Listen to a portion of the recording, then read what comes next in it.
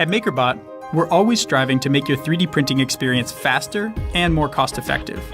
Now we're proud to introduce a dynamic new print mode that does just that. This is MinFill, short for minimum infill, the first of its kind in 3D printing. It redefines what a 3D print can be, from the inside out. Prints are made up of several parts. There's shells, which are the outside, and infill, which is the inside. Infill helps support the model's walls and roofs. Most infills use a repeating pattern. MinFill is smart. MinFill actually evaluates the inside of your print to see what walls and roofs need to be supported and only prints material there.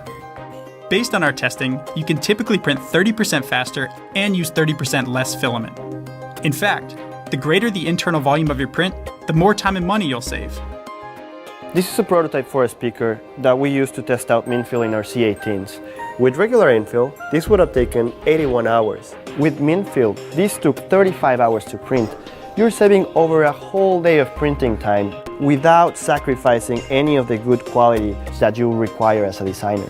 For professionals, that means faster early concept modeling, faster form studies, and ultimately reducing the time from idea to innovation.